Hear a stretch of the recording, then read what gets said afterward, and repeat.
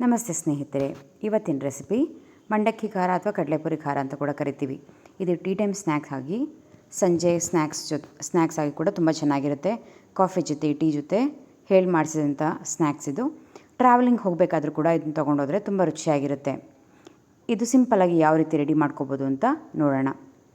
ಇದಕ್ಕೆ ಬೇಕಾಗಿರೋಂಥ ಸಾಮಗ್ರಿಗಳು: ಎಣ್ಣೆ, ಹುರಿಗಡಲೆ, ಕಡಲೆಕಾಯಿ ಬೀಜ, ಒಣ ಕೊಬ್ಬರಿ ಸಣ್ಣದಾಗಿ ಹೆಚ್ಚಿರುವಂಥದ್ದು, ಕರಿಬೇವು, ಜಜ್ಜಿರುವಂಥ ಬೆಳ್ಳುಳ್ಳಿ, ಒಣಮೆಣಸಿನ್ಕಾಯಿ ಸಣ್ಣದಾಗಿ ತುಂಡು ಮಾಡ್ಕೊಂಡಿರುವಂಥದ್ದು, ಅರಿಶಿಣ, ರುಚಿಗೆ ತಕ್ಕಷ್ಟು ಉಪ್ಪು ಹಾಗೂ ಮಂಡಕ್ಕಿ. ಇದನ್ನು ಯಾವ ರೀತಿ ಮಾಡೋದು ಅಂತ ನಾವು ನೋಡೋಣ ಬನ್ನಿ. ಮೊದಲಿಗೆ ಸ್ಟವ್ ಹೊತ್ತಿಸ್ಕೊಂಡು ಬಾಣಲಿ ಇಡಬೇಕು.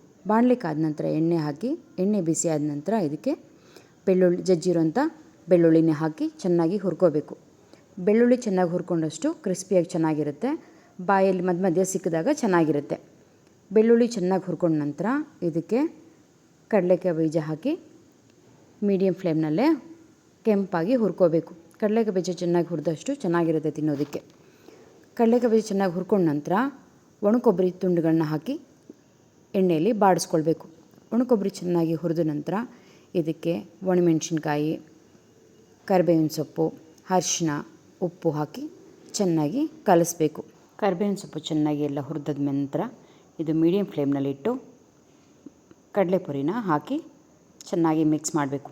ಕಡಲೆಪುರಿ ಎಲ್ಲ ಚೆನ್ನಾಗಿ ಮಿಕ್ಸ್ ಮಾಡಿದ್ಮೇಲೆ 2 3 ನಿಮಿಷ ಸಣ್ಣದಾಗಿ ಸಿಮ್ಮಲ್ಲಿ ಇಟ್ಬಿಟ್ಟು ಗರಿ ಆಗೋವರೆಗೂ ಬಿಡಬೇಕು. ಹಾಗೆ ಚೆನ್ನಾಗಿ ಕಲಸಿ ಬಿಡಬೇಕು. ಕಡಲೆಪುರಿ ಖಾರ ಎಲ್ಲ ಮಿಕ್ಸ್ ಆದ ನಂತರ ಸ್ಟವ್ ಆಫ್ ಮಾಡಿ ತಣ್ಣಗಾಗೋದು ಬಿಡಬೇಕು. ತಣ್ಣಗಾದ ತಕ್ಷಣ ಏರ್ಟೈಟ್ ಬಾಕ್ಸಲ್ಲಿ ಸ್ಟೋರ್ ಮಾಡಿಕೊಂಡ್ರೆ ಯಾವಾಗ ಬೇಕು ಆವಾಗ ತಿನ್ನೋದಕ್ಕೆ ಚೆನ್ನಾಗಿರುತ್ತೆ.